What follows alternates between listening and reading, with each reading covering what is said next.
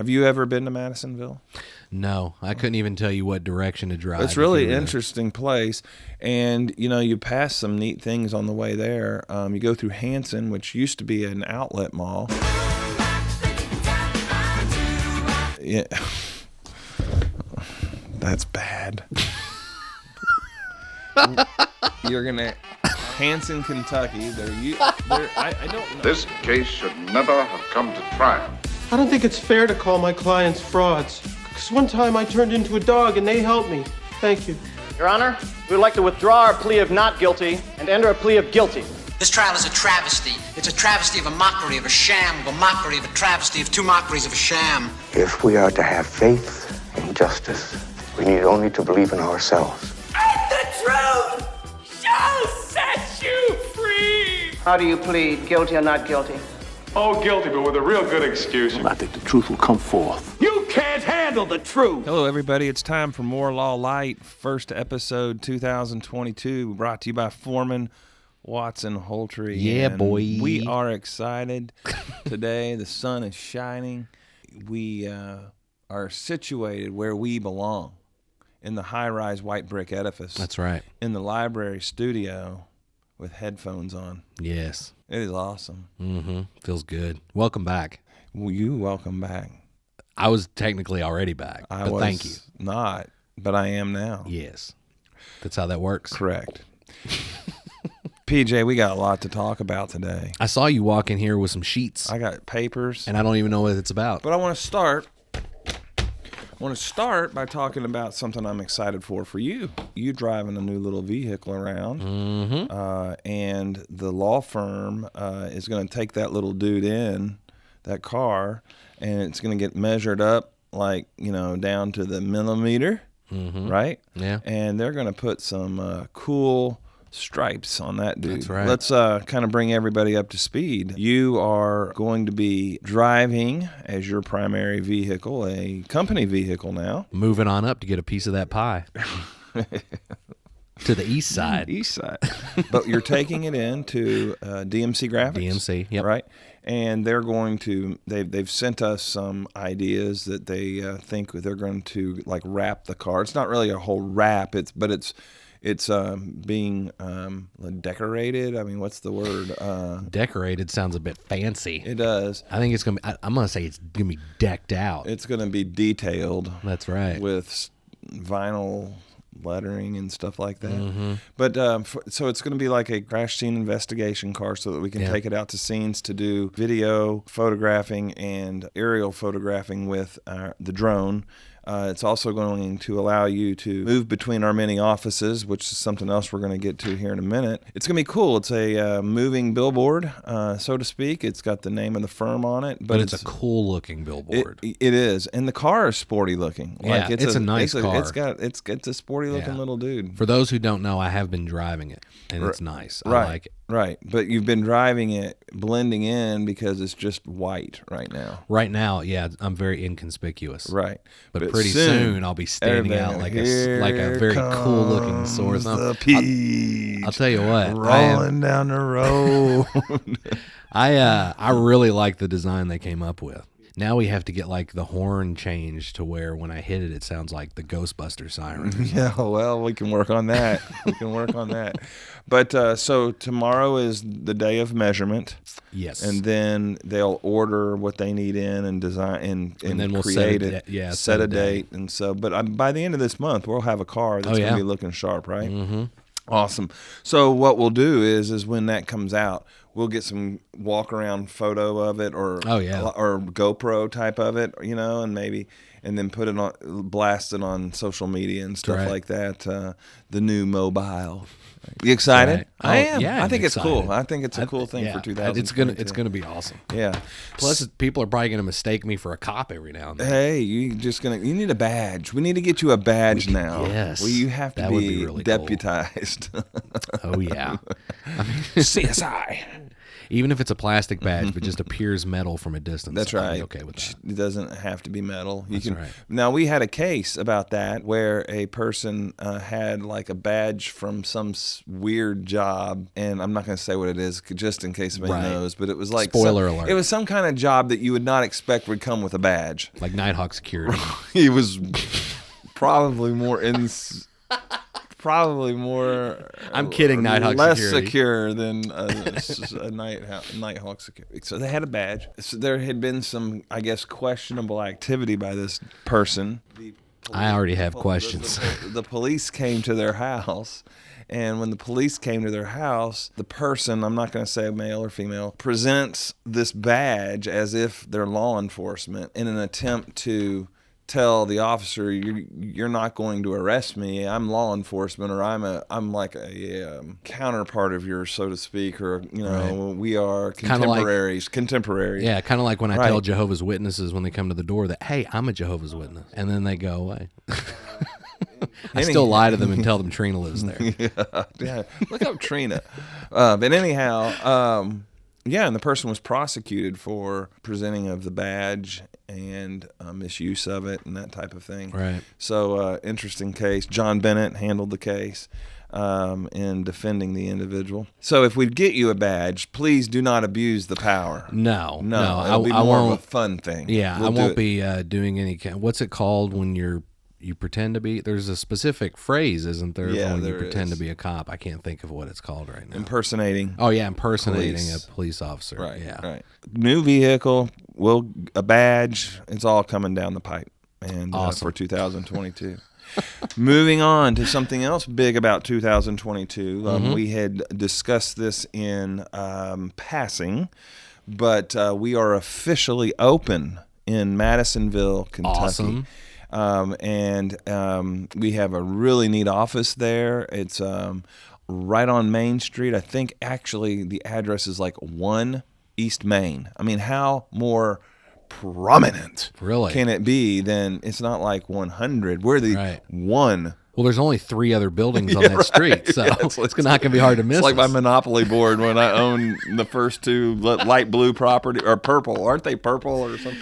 Yeah, Hey, speaking of Monopoly, I did not know we were going to go here, but speaking of Monopoly, the new Monopoly does not use currency. Bitcoin? No, it does not use paper currency. Everybody has a debit credit card. And so you start with a preloaded amount, and then you can go in debt and pay interest on your credit card. So is there like a machine that's electronic that keeps track of all that? Keeps track of all that. There is no more banker, which takes a lot of the fun out of the game, because the banker was always the one that the joke was, don't let PJ be the banker, you know, or don't get the hand in the till there, you know. So yeah, it's all like, so my cousin who lives in just north of Columbus, Ohio, over the holidays they always play Monopoly. Well, for Christmas they got this new Monopoly game, and I thought it was, you wear out the old Monopolies and things like that, you know, and you lose the pieces, the money gets all messed up. No, it was new because it was genuinely electronic. Debit card, credit card. Wow. It has a little machine that you insert it into, and it keeps track of all that for you. And here's the thing. Now, I didn't really understand this, so I'm going to go get one because that's so cool. I mean, that's like the idea. Now, is there a Monopoly IT department in case the machine breaks down in the middle of the game? I'm getting an error code. No funds. I know I could just put money in here.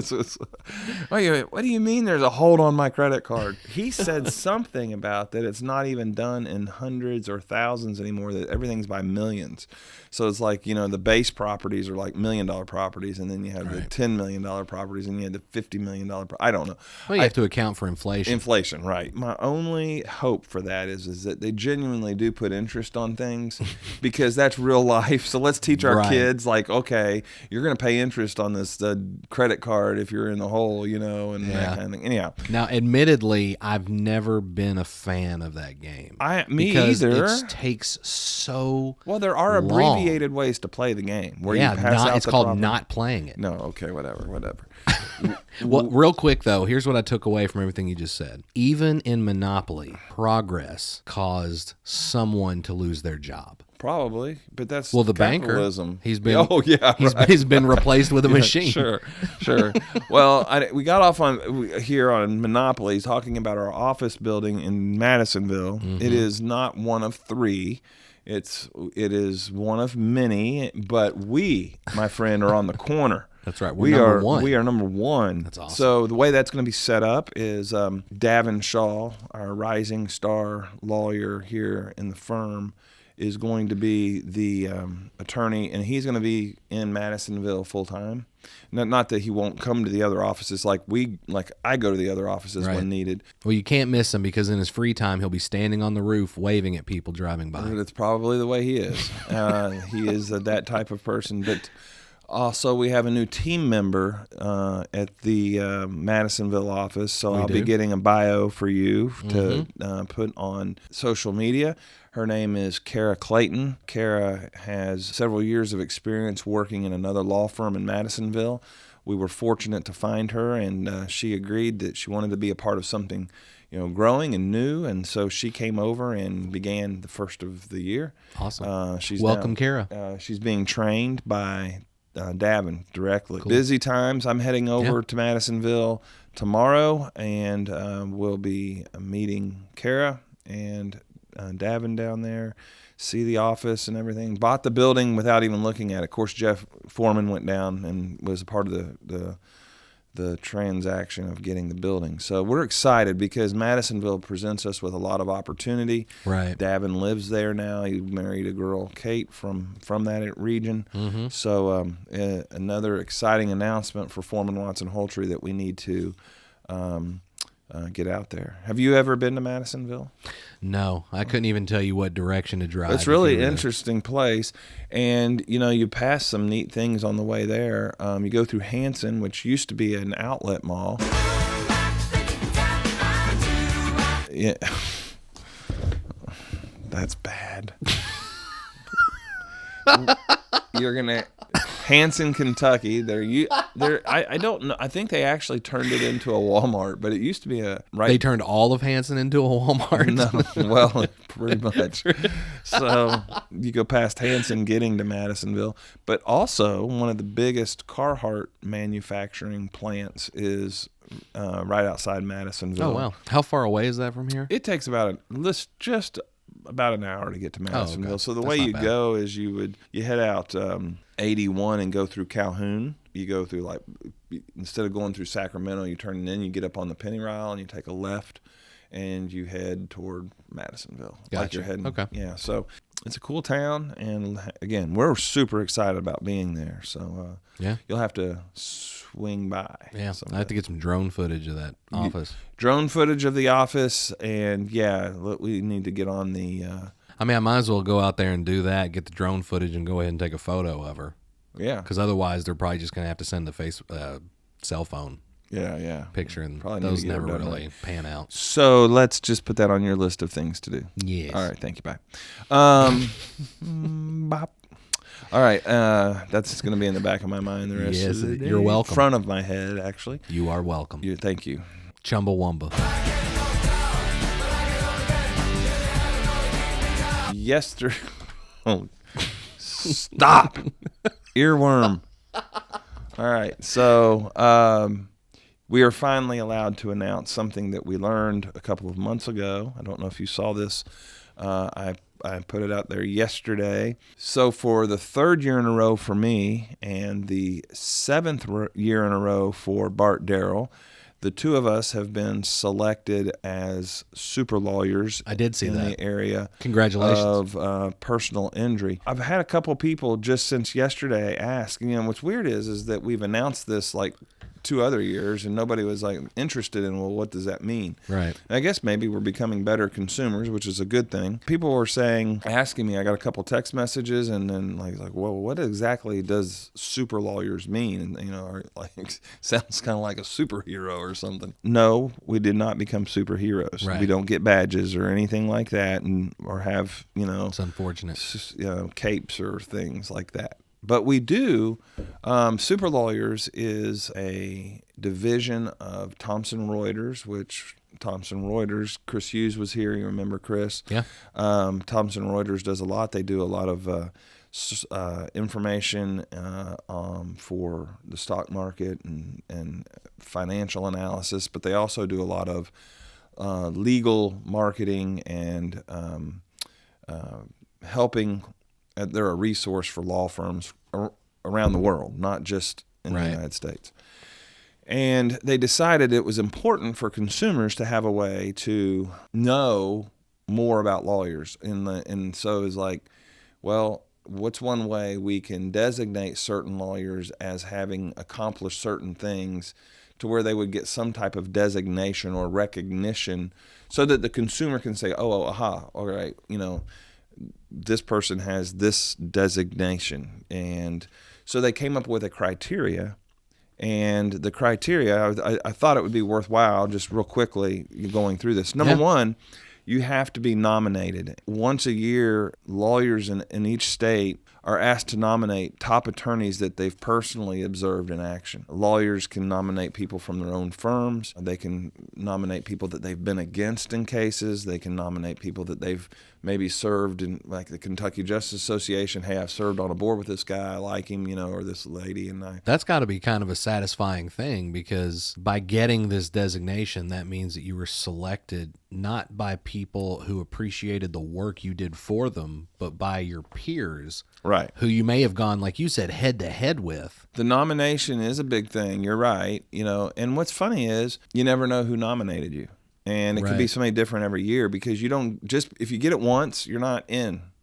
Every year you have to go through this process. In April of 2013, the super lawyer selection process actually was patented. Thomson Reuters patented the super lawyer selection process so that nobody else could use this exact process for recognition of attorneys. Okay, right. The patent number was U.S. patent number 8,412,564, and the distinction is relevant to both attorneys and consumers as it demonstrates credibility from a third-party rating system. Okay. So you get the nomination, and the next is what's called the research process, and an attorney-led research staff that works at Thomson Reuters who have attained certain honors, results, or credentials that indicate a high degree of peer recognition will begin the research process. And the research process looks at 12 indicators. Okay, so this committee made up of lawyers will then go through this process. Here are the 12 factors real quick. Okay. Verdicts and settlements that the attorneys have had. Transactions that the attorney has been a part of. Those can be internal transactions as a firm. So representative clients, who you have represented in the past, businesses, clients, your own client. Experience, just generally years of experience. Your honors and awards that you've received. Special licenses or certifications, like one of the things that I am certified in the United States Board of Claims, okay, which is a small court, and the big thing that the United States Board of Claims does is vaccination cases. Interesting, right? Right. So I went through the process of getting licensed and certified in the United States Board of Claims, all right? So I don't know if that meant anything to them. But and this was pre-pandemic. Pre-pandemic. I did it a long time ago because a family had come to me about a vaccination their child had received that they had an adverse result to, right, an adverse reaction. So I got involved in that case. Okay. The next thing that they look at is the position within the law firm. They look at your position within the law firm, bar and professional activity. So are you involved in your bar association, and if so, how? For 4 years, I served on the advertising commission for the Kentucky Bar Association. And so, those are things that they look at. Then they look at you within your specific practice area. That's step number 3. And in your specific practice area, they're going to look and say, okay, you have all these things, but they have what's called a blue ribbon panel. And that panel says, you look good generally as a lawyer, but what have you done in your specific area? Things that they weigh there, again, are verdicts, settlements, and how long you've been in that area and what you're doing every year to be better at that. So they look at your CLEs and things like that. And then finally is a final selection. Final selection process comes down to where about 5% of the total lawyers in the state are included in super lawyers. Oh, wow. I am happy that it's happened to me for 3 years. But what about Bart? I think it's his 7th year. It could be his 8th. Oh, wow. Actually, in a row, okay, that he's been nominated and then received the recognition and the designation of super lawyer. So I said this last week or 2 weeks. Well, I think I said it last week when I was talking about our public service and what we do in the community. Right. We are proud of that designation. We should be. However, the designation means nothing if we're not helping people with it. Bart and I actually talked about this yesterday. I was like, it's great that we did it, but it's kind of unfair because we got recognized for doing something we love to do. With the recognition comes a responsibility. If they select you simply because you now have the designation as super lawyer, that comes with a higher responsibility because I have to continue every day with that level of representation and that level of dedication to my profession and that level of dedication to my clients and that level of dedication to my staff, our staff. And so, I every year, it's a reminder to me of the responsibility I have. So I appreciate it. It's something that we should be proud of, but also something that kind of sets the standard for what we have to do. So big news for us and something that we are proud of, and but wanted to get that out there so that people would know, because I was asked, and if you see super lawyer, you know now what it means. You're both very deserving. I appreciate it. Congratulations. Thank you very much. Now they just need to send us a logo that's not so blurry. It's terrible. It's terrible. Well, what's interesting is they send you one individually that has your name on it, and it is high quality. I mean, it's high res, okay? If I would have put that one on there just for me, or put Bart's on there just for him, it looks great. Right. But like the general one that says 2022 super lawyers, I don't understand why they can't just use the same. Because you could have put yours and Bart's on there together. Maybe I should have done that. Yeah. Anyhow, we'll get it fixed. Yeah. All right. I do have one other thing I want to talk about, and we talked about it briefly. You didn't know that I was going to talk about this, but there is a new variant. The Delta is not the new variant. Yep. Omicron is not the new variant. There is the IHU. Now it's Decepticon. That's exactly right. I am Megatron. 46 mutations. Is that what it was? That's what it said. Yeah. Yes. It's in France. It's in France. They say we are not to be alarmed, but they said that about Omicron. And right. Here's the thing, though, about the Omicron. As with COVID, I'm getting a lot of mixed information. I am too. I've heard everything from, it's worse to now I'm hearing that it's actually like a fraction of what the original COVID was. I was talking to somebody yesterday who said they read where, as with COVID, you lose your taste and your smell, but with the Omicron variant, you don't lose either of those things. Well, I lost my taste and smell, and I would have sworn I got the Omicron variant based upon the way my symptoms were. Right. So I don't know.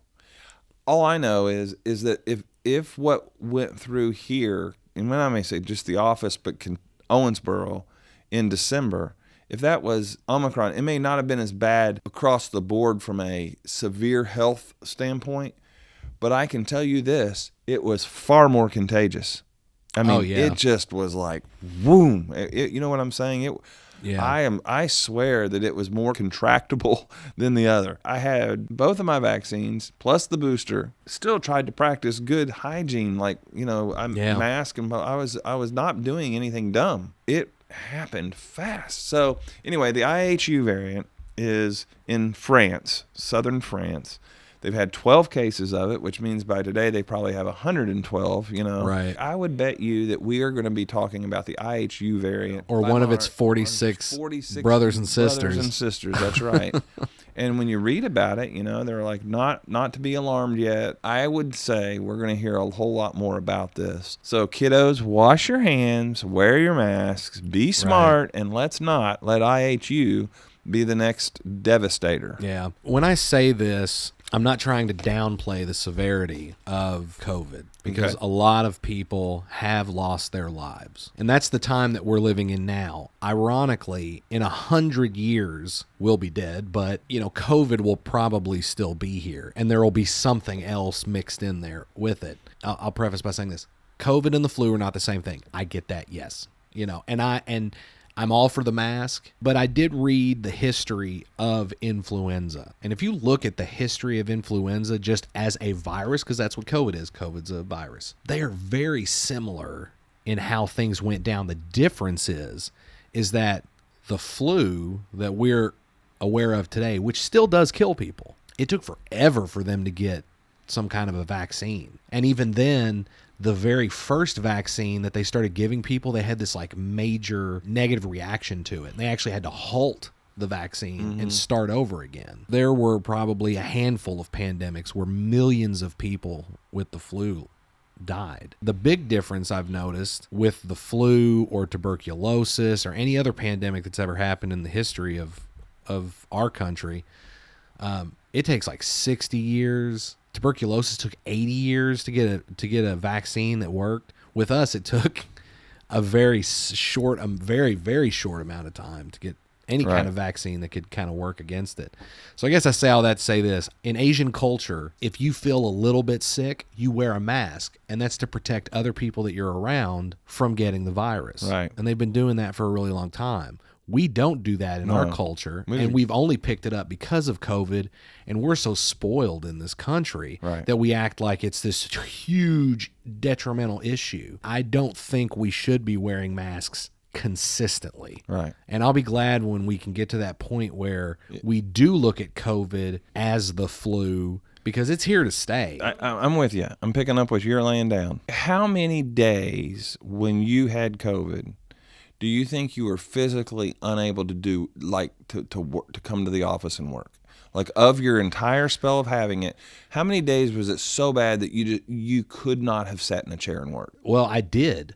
I mean, I could have come to work and sat in the chair. For me, the issue was the ebbs and flows of it. Okay, but honestly, I probably could have come to work every day. Okay. I think as it continues to mutate and the symptoms become more and more like a bad respiratory infection or a sinus infection or a cold or maybe a day of fever, haven't we been adapting to that for years? I'm the managing partner here, and so for 12 years, these are the types of text messages I get in the morning. I was feverish last night. I don't feel good, and I don't want to get anybody else sick. So I'm going to stay home today. That evening, I'll send a text to that person. Hey, how you feeling? Any better? And they'll say, yeah, my fever broke. I'm still, I'm going to go one more day. Fine. And that's the way that we have dealt with colds, infections, viruses, stomach bugs, strep throat. Strep throat used to go through the schools, right? Flu. Oh, yeah. Okay, so my point is, aren't we almost to the point where if you wake up with any symptom anyway, you just call and say, I'm going to see how this goes for a day or two? Because the main reason is you just don't want to get anybody else in the office sick. It's not that you can't work. And once you've had 2 or 3 days of it, and I think we may be on the cusp of that. And here's why I say that. The CDC shortened the mandatory quarantine time from 10 days from symptoms to 5 days from symptoms. Right. We're probably going to see that shortened again down to 4, 3, because they're starting to realize it's like other ailments that we get. Right. And a person should just know better than to go to work or go to the grocery store when they're feeling it. And it goes right along with what you said, that if you have to get out while you don't feel good, throw a mask on. And, of course, new variants that could have a lot more devastating but you think every time it mutates, it loses some because that's the part of the immunity process. Yeah. So you would think that we may be seeing the light at the end of the tunnel with this. In my lifetime, I can only really think of 2 different times in my adult life when I had the flu so bad, I thought I was going to die and I had to stay home and I couldn't do anything. And that was over a span of, like 3 or 4 days. Mm-hmm. And then it starts to taper off and it goes away. So we're talking 8 days in 20 years worth of working. Right.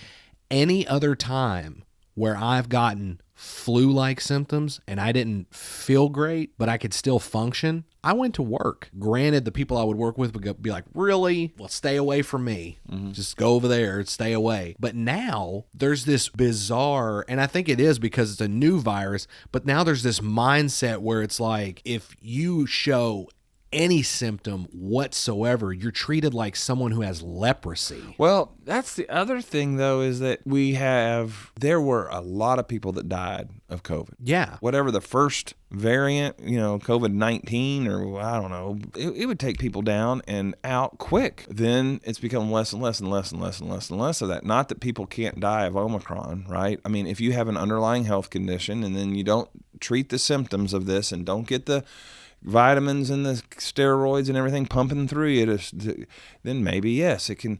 But my point is, as it becomes more like a bad cold or a or a respiratory infection, why can't we treat it the way we've treated those things, and say, okay, stay home if you don't feel good? Even with the flu.